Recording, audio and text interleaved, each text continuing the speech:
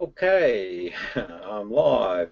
Um, so this little broadcast is about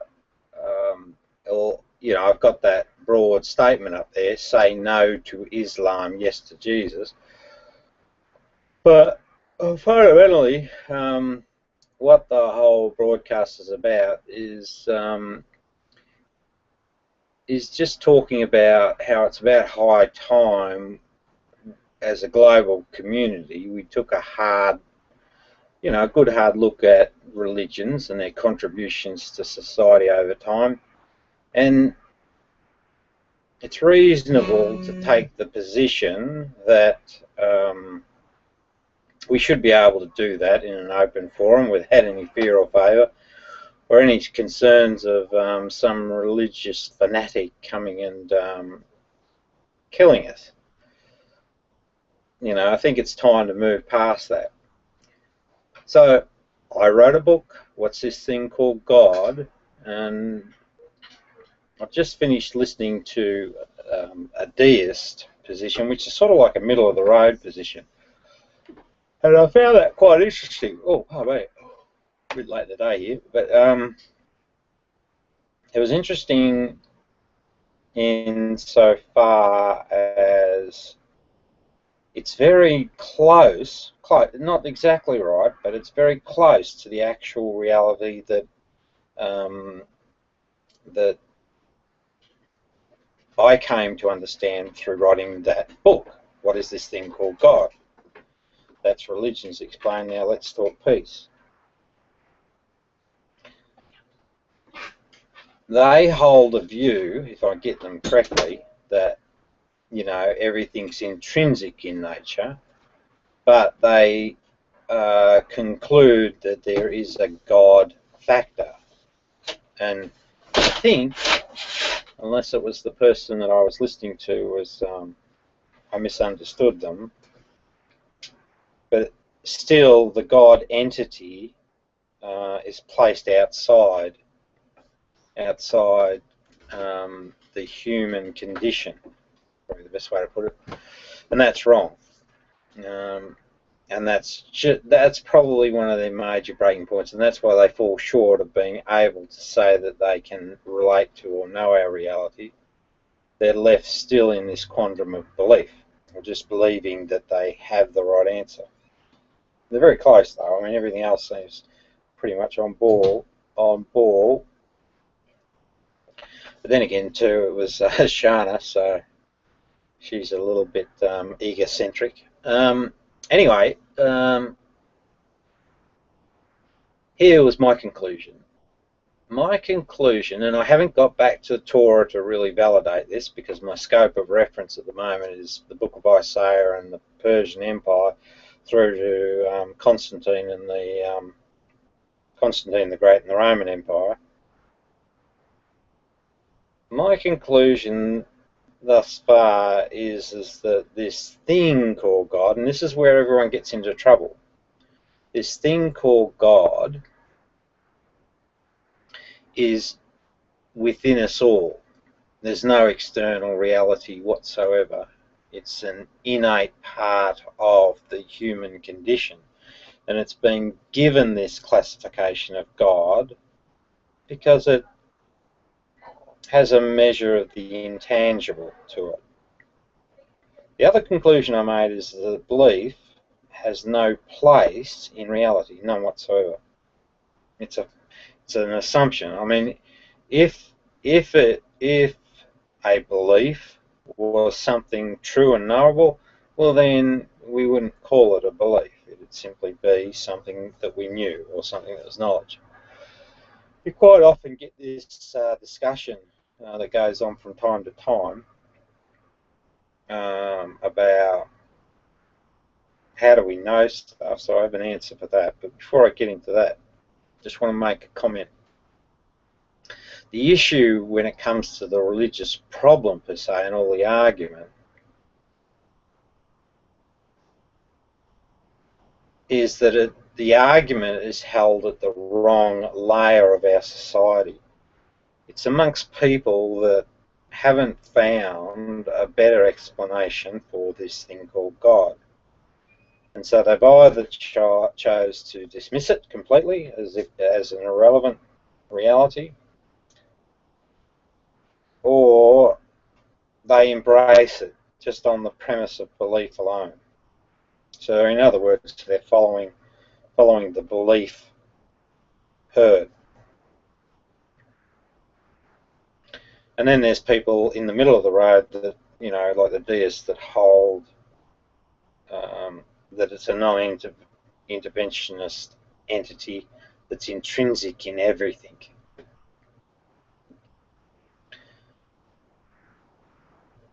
So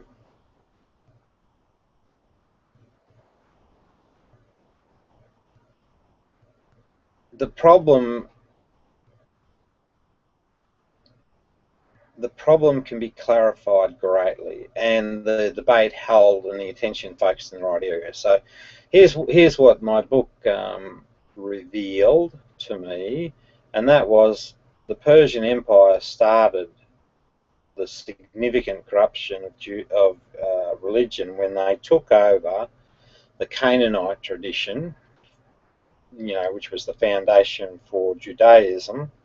They took it over and owned it outright, and became and remain the masters of Judaism.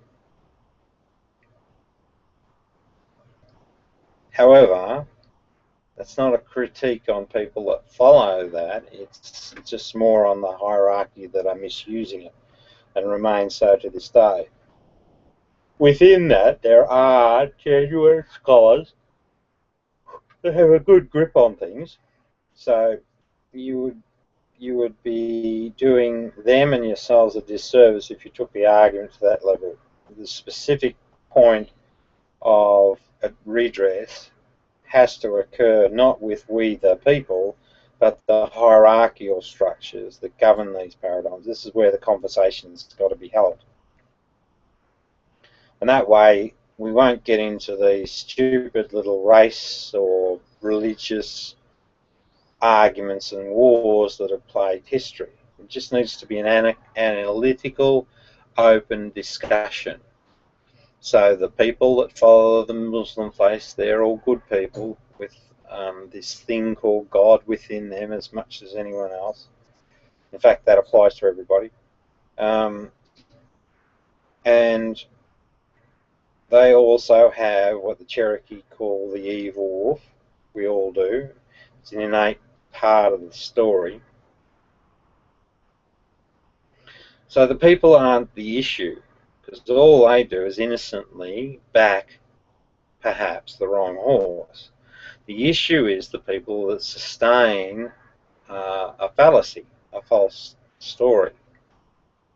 So who are they and how did it happen? Well, that's what my book goes into. So fundamentally, I'll try and summarize it, but basically, the Persian Empire under Cyrus the Great consumed Judea. Well, they not only took over the people of Judea when they took Babylon, so they became the client state of Judea's empire or rulers, the Persians, Cyrus the Great specifically. But they did they took it one step further. They wrote the book of Isaiah, and in so doing, they took over ownership of Judaism proper, the religion that came from the Canaanites. That's its true roots. So immediately we now know the problem. The problem is empire. And as it turns out, empire, if you look at it carefully, right through history, it never varies its form.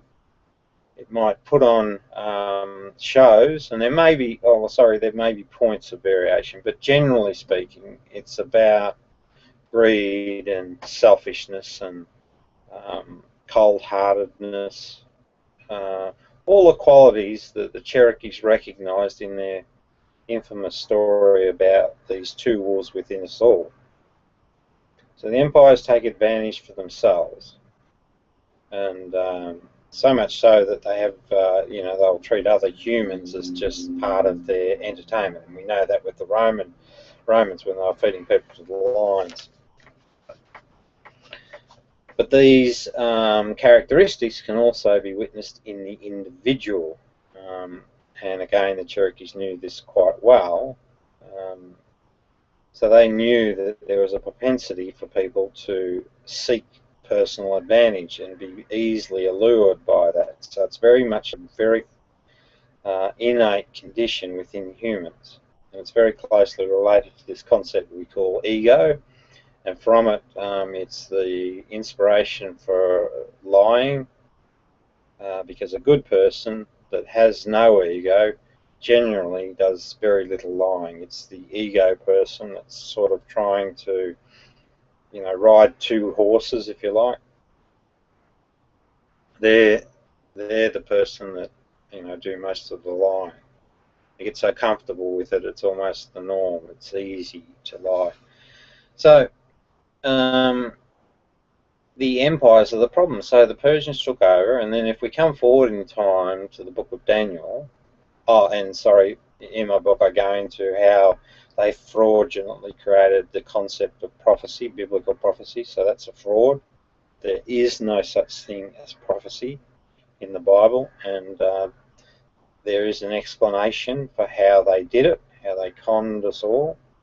When we come forward to the book of Daniel,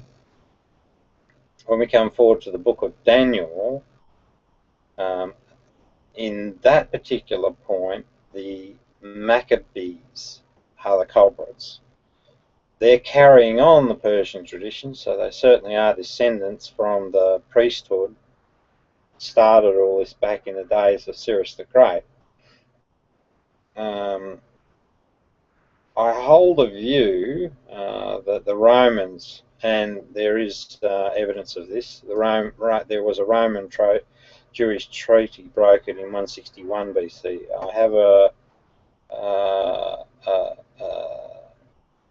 an instinctive feeling that the Romans were involved in the creation of a number of books around this era.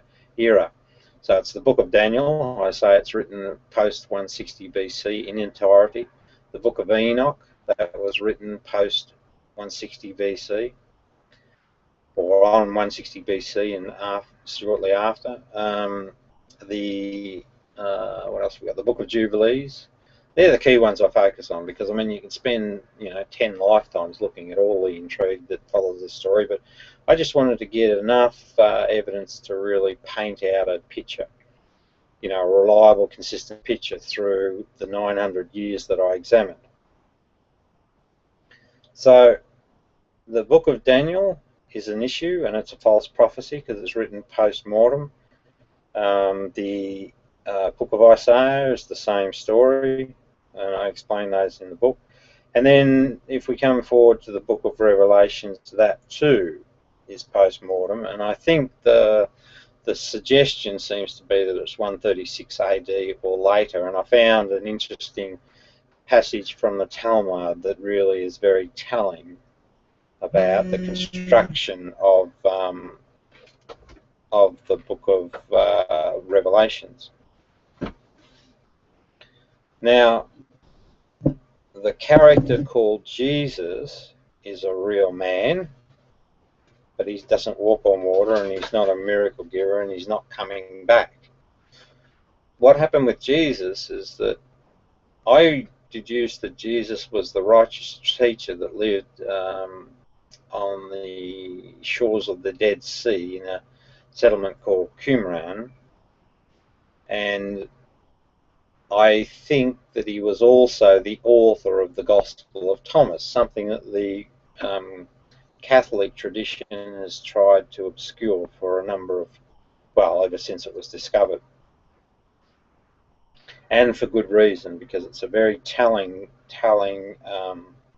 set of Jesus' sayings, all perfectly knowable, all perfectly rational, and all can be consistently related to other good observations through history, the likes of Plato, the Dalai Lama, Buddhism, the Taoist concepts, what else have we got?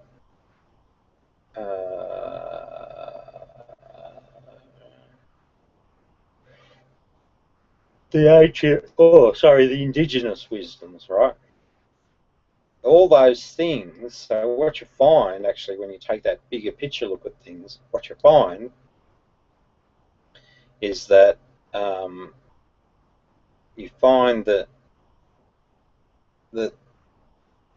there's a constant theme going all through history and all through these religious stories. And fundamentally, that the simplest way to express it is this. It's like we've got two primitive survival strategies playing out inside us. They're very innate, they're very much part of the human condition. You can see that these survival strategies play out in the animal kingdom, and you can see them even below that level, down to the microscopic little critters. But fundamentally, one is a survival strategy of the individual unit. So it's all about the self, and it's all about seeking advantage to the self. So there's a great little video called Money on the Mind, I think, and it was about a study largely put together by a gentleman called Paul Piff, and sorry if I've got your name wrong, Paul, but that was a really telling story, and it shows how deeply rooted these instinctive urges are and how they play out in our real world. So you've got this idea of survival of the self, but also there's a phenomenon of survival of the herd. So that's where the unit or the member really has a preference to belong to a herd and function in order to protect the well-being of the herd. And those two survival strategies are precisely what sits underneath that old Cherokee saying about the two wolves that reside inside us all. And when you actually look at those models out in the animal world, what you notice is you actually start to see some behavioural traits emerge that are evidently associated with those same characteristics of selfishness or unselfishness in the human world, human communities. So we're all equal, it doesn't matter what. But here's the problem, right? Through history, well, the problem is fundamentally ego, as far as I can tell. Ego doesn't serve the host very well at all. It puts it onto a very rocky road. Brutality's part of it, greed, isolation. It loses a lot because of that particular choice. And Gnostic Jesus has a fantastic saying that really traps that message. Just get it up.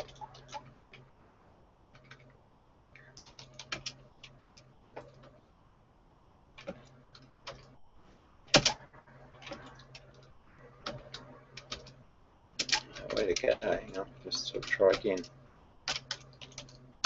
Right. So Jesus said, whoever has something in hand will be given more.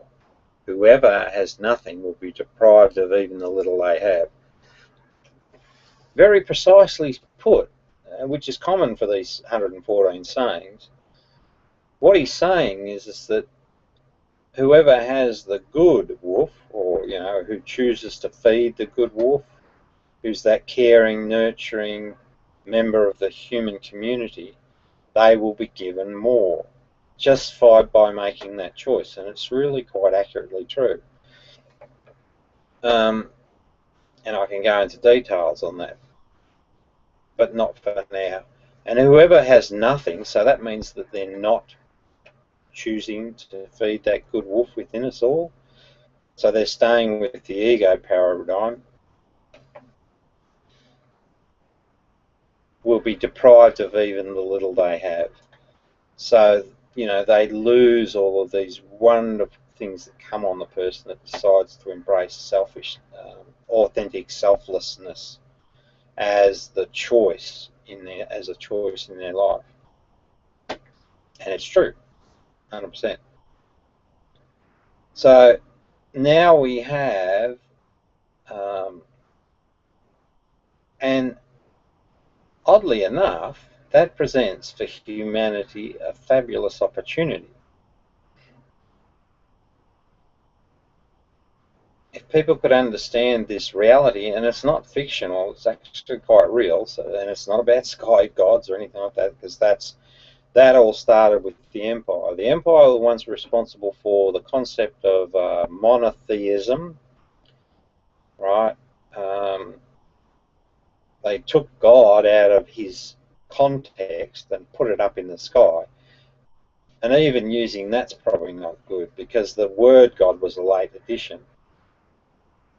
And that confounds the whole story, because people want to put a wrapper around it as if it's some sort of entity. It's not.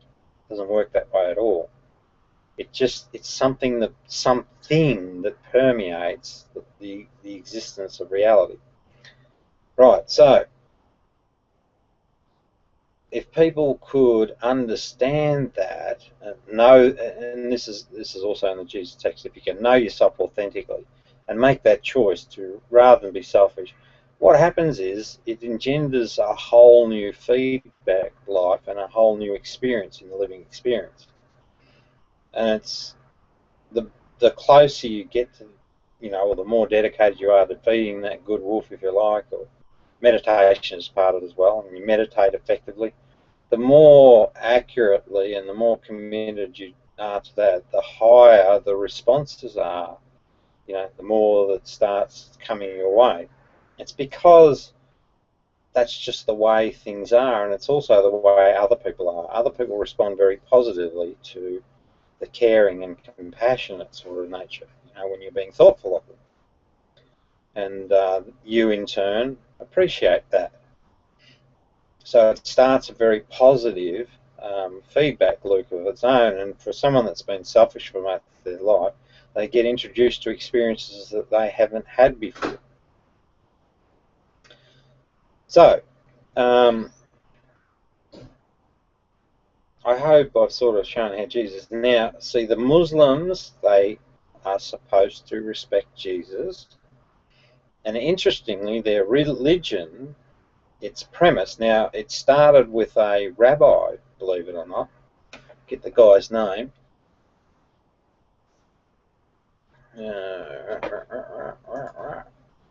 And it makes sense that it does when you know the context of my research. Where is it? Abdullah, son of Salam, known as Al-Husayn ibn Salam, or Abdullah ibn Salam, was a companion of the Prophet Muhammad and was a rabbi before converting to Islam. He participated in the conquests of Syria and Palestine, but died in Medina. Abdullah ibn Salam was a Jewish rabbi in Yathrib, belonged to Banu Qaynuqa tribe, so he just belonged to a tribe, claiming descent from the Prophet Joseph. All right, well, you've got to worry about people that do that, because none of that stuff's quite real. So he's already suspect. He was widely respected and honoured by the people of the city, even by those who were not Jewish. For a fixed period each day he would worship, teach and preach in the synagogue. He was known for his piety and goodness, his upright conduct and his truthfulness. So he may well be a good guy. But the Prophet thing worries me. Abdullah ibn Salam lived a peaceful and gentle life, but he was serious, purposeful, and organised in the way he spent his time. Well, one of the things I know from my research is that you've got to be careful with these stories because there is a lot of fabrication going on. So you need something more than the story to validate the intent of an individual in the story. It's just one of the lessons you'll learn when if you ever bother engaging in a study of religious matters. For a fixed period each day, he would worship, teach, and pray, as we covered that. Then he would spend some time in the orchard looking after date palms, pruning, and pollinating. So that sounds good. Therefore, to increase his understanding and knowledge of his religion, he would devote himself to the study of the Torah. So the Torah, I think, is a valid teaching, but it's mythical. And it's okay for it to be mythical. You don't have to worry about the floods or all that. What you've got to do is look deeper into it and just find out what the true story is, something I'll do when I get a chance.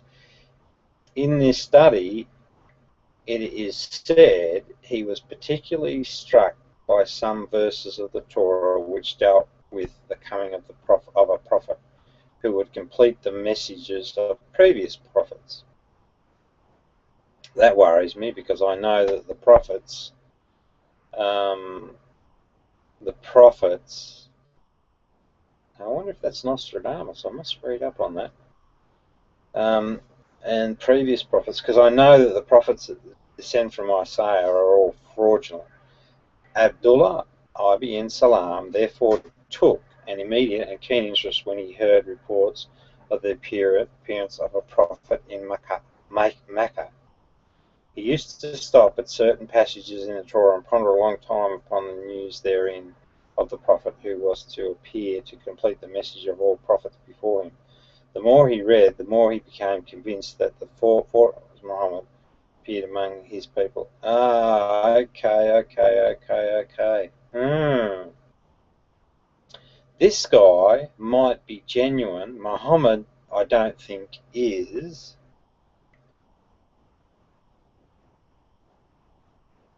It depends on the timings of the relationship and the integrity of the sources.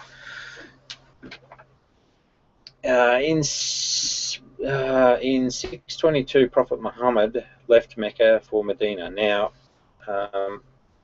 when he reached Medina and stopped at Cuba, a man came rushing into the city, calling out to people, announcing their arrival. On hearing the news, Abdullah exclaimed, "The Shahada testimony of faith. There's only one God, and Muhammad is his messenger," and told his aunt, who was sitting nearby, "Aunt, he is really by God, the brother of the following religion." Tradition recounts Abdullah's early life in his own words. All right, well, let's see what he has to say. But it's tradition recounts, so that's an immediate alert. Someone's telling this story after the fact. When I heard of the appearance of the messenger of God, peace be upon him, well, there you go, began to make inquiries about his name, his genealogy, his characteristics, his time and place, and began to compare this information with what is contained in our books. From these inquiries, I became convinced about the authenticity of his prophethood and affirmed the truth of his mission. However, I concealed my conclusions from the Jews. I held my tongue. Then came the day when the prophet, peace be upon him, left Makkah and headed to Yathrib. When he reached Yathrib and stopped at Cuba, a man came rushing into the city, calling out to the people and announcing the arrival of the prophet. At the moment, I was at the top of the palm tree doing some work. My aunt was sitting under the tree. On hearing the news, I shouted, "Allah Akbar, Allah, God is great, God is great." When my aunt heard me, she remonstrated with me. May God frustrate you. By God, if you heard that Moses was coming, you would not have been more enthusiastic. Auntie, he is really, by God, the brother of Moses and follows his religion. He was sent with the same mission as Moses. She was silent for a while and then said, "Is he the prophet about whom you spoke to us, who would be sent to confirm the truth preached by previous prophets and complete the message of his Lord?" Right, now I can tell straight away, right, that comment is not something that would have come out of normal conversation or his own words. That's actually very constructed, so I'm very suspicious already of this particular text. Yes, I replied without any delay or hesitation. Yeah, and see, it's not a normal conversation. It's really overstated for the intent that they want to convey. Abdullah went out to meet the Prophet. He saw crowds of people at his door. Oh, and I know for sure he's not a prophet. There's no doubt about that. I moved about in the crowds until I reached close to him. The first words I heard him say were, "O people, spread peace, share food, pray during the night while people sleep." Well, that's ridiculous. That's not even true by a Gnostic Jesus standard. And you will enter paradise in peace. All right, well, paradise is a place on earth according to Gnostic Jesus. So it's interesting that they use the word paradise, though. I looked at him closely. I scrutinized him. Yeah, so this is sort of trying to convince us that, you know, we have a really good rabbi, and he's really sincere. He's really a great guy. He's really connected to God. And now he's surveying Muhammad because this man knows God. Right. So it's just trying to validate the Muhammad story. I replied, instead it is now, he said, giving me a new name. Yes, I agreed. It shall be. Yeah, so change the name. That's always a good sign, isn't it? Saulus Paul, by him who was sent you with the truth.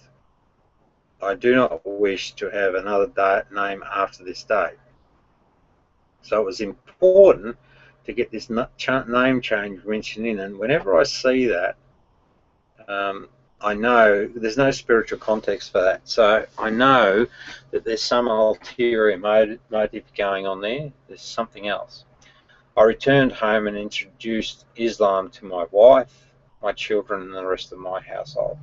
So this is basically telling the conversion of the man, and it's validating Muhammad. I don't really think that that's true. I think that that's very much a fabrication. I think, what do we got here? Although some Muslim sources claim that he converted immediately after Muhammad's arrival to Medina, non-Muslim scholars give more credence to other Muslim sources, which indicate that 8 years later, 630, as the year of Ibn Salam's conversion. I'm not sure I would go along with that, because here's why. The Pharisees knew the true Jesus story, and I'm back it in that didn't finish. I mean, that knowledge didn't disappear from the Pharisee tradition. Excuse me. So that knowledge would have been available. So what we've got thus far is we've got the Torah being valid, Persians playing with the religion from the book of Isaiah. It's in the book of Daniel that we get this concept of an angel Gabriel. I'm saying that's written post-mortem, therefore angels aren't real. So that then falsifies Muhammad's claim that he met and spoke with a Gabriel angel. But he has a relationship with this rabbi who would have known that, or at least there's a connection. It could have been some other rabbi, but the rabbis hold this knowledge, the true story, because all the while they're the ones that know exactly what went on, the corruption by empire.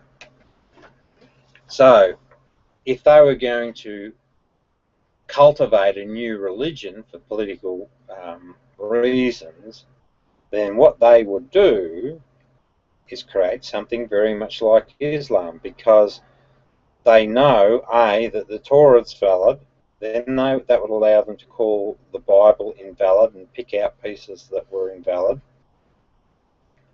It would give them a relationship with the Jewish people that was solid, but be against Christianity, because Christianity, as I discovered in my book, was taken over by the Romans in 70 AD, circa 70 AD. It was the end of that first Jewish war, so-called war, where Rome just went down and smashed everything, Essene and Seudusi and Jerusalem. But so it would make sense that the Pharisees would establish this religion in opposition to Rome, whilst they, as a group, sat one back off the pace. Oh yeah. Because in Islam talks about a different story of Jesus. Now, the only people that would have known the real story and held it outside of the Romans would have been the Pharisees, who had withdrawn back into Babylon. There you go. That's exactly what's going on. So the Pharisees have basically established Islam.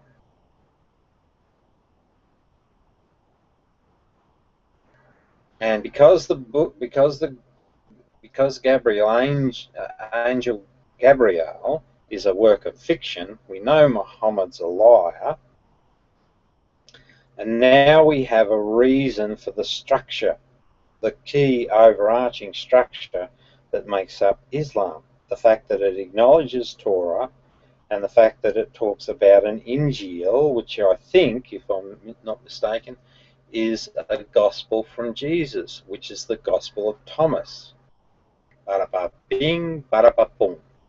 Here's the problem, though, because the Pharisees established it, they created the mythology as well and left it there, and the belief, right? Because it's the belief stuff that gives these empires authority and power.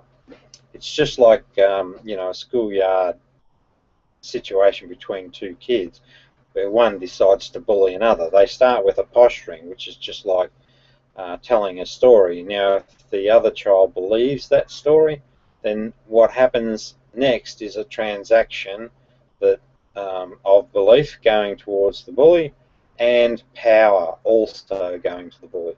So with the gift of belief is also the gift of power. And so if they were to have a physical conflict, the believing child will also believe. You know, they also turn out weaker because of that belief, and that plays into the advantage of the bullied child, and consequently the child gets bullied until they wake up.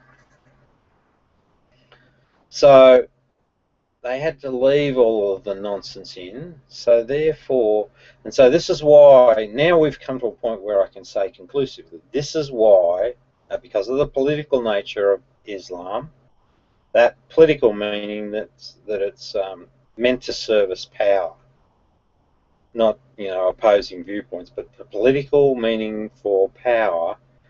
So we know the Persian Empire used, or at least I do anyway, I know the Persian Empire used Judaism for power to help them establish that loyalist group on the, you know, the peninsula between Persia and Egypt. Well, not a peninsula, that land bridge, if you like, between Persia and Egypt. And therefore, and as we see in history, well, that played out. They actually, the Persians eventually went into Egypt. So that was their motive. And then the Book of Daniel, we've got it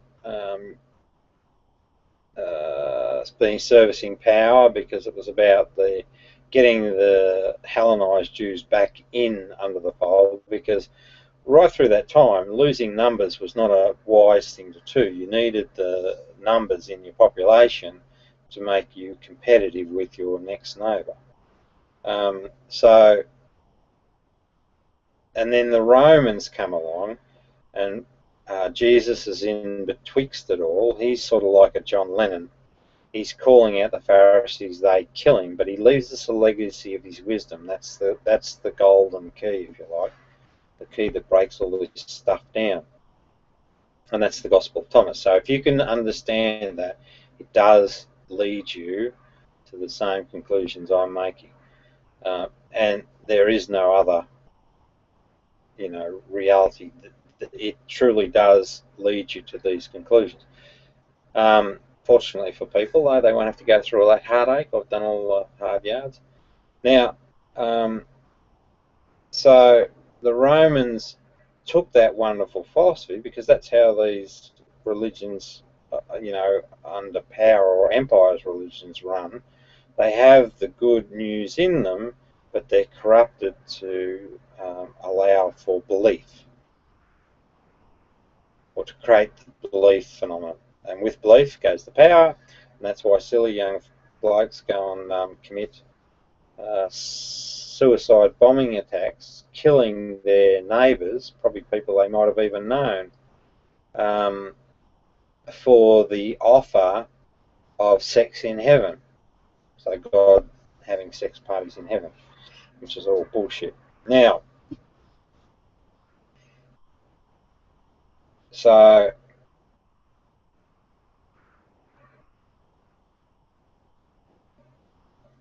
because of the political nature, we have to call it out. Now, it's not a loss to the larger community, because we get back a much greater gift if we get rid of all of the belief elements.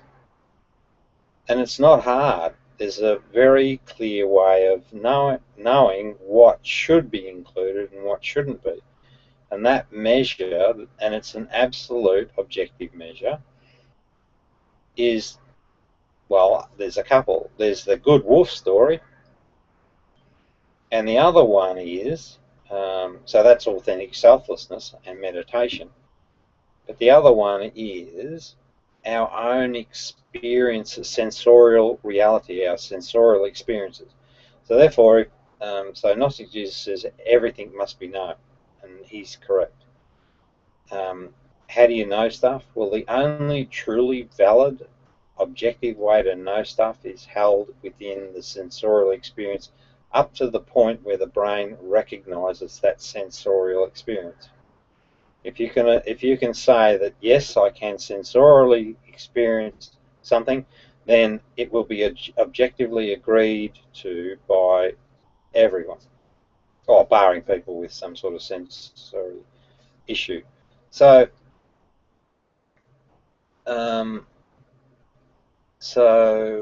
whoa, long day.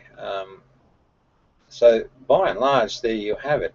Now, there's a great guy. I'm going to see. I wonder whether this will come up or not on here, on the thing. But I'm going to do a screenshot, because I'm going to get this guy signed up. He's doing some fabulous work for this cause. So here it is. Here, brilliant. So here's the thing. Got to get politics. See, it's the old church-state thing. You've got to make that separation. We just simply do.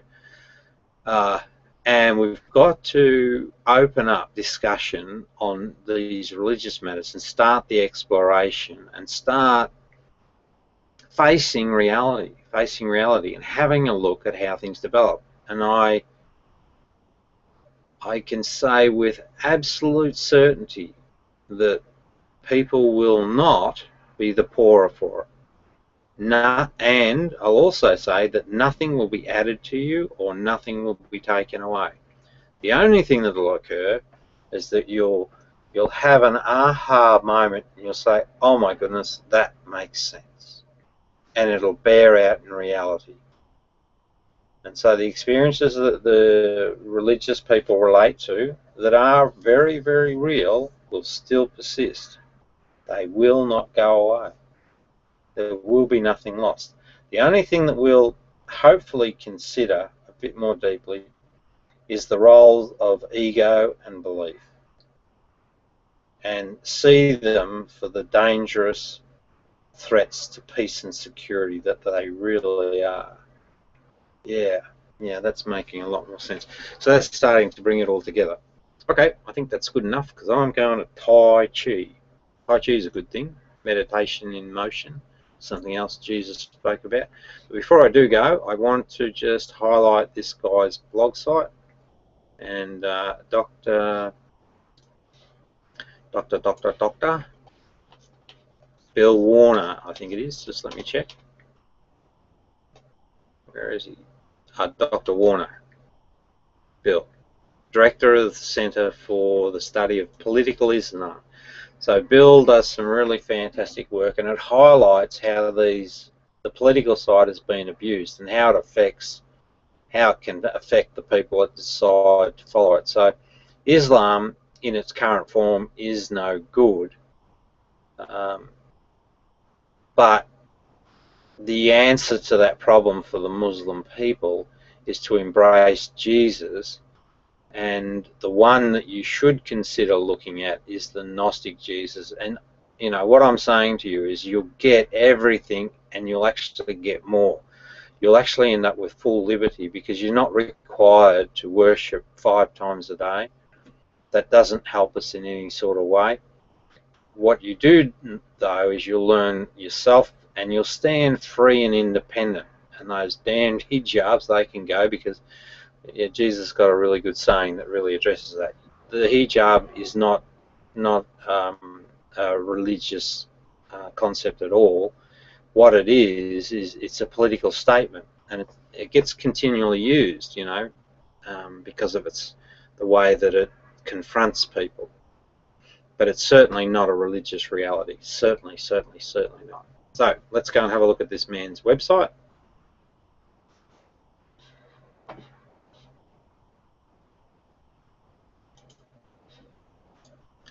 Okay, so now this is it. I'll just scroll up. Hopefully you can see that. So it's Political Islam. So www.politicalislam.com/blog. Oh, well, no, just go there and then you'll get access to everything. This particular article he wrote, quite a brilliant one, Public Piety, Hidden Hate. This is one of the fundamental problems with Islam, the indoctrination that causes a duality of conflict. And it probably sits below some of the brutality that we see played out when we see these rebel Islamists. But again, you know, there's still people with the two wolf story going on, but this is just the danger of belief. And if you think that's wrong, well, I urge you to go and have a look at an article on Wikipedia on religious persecution and see what you have to say there. Anyway, time for me to get ready and go. So that is video number 1, the beginning.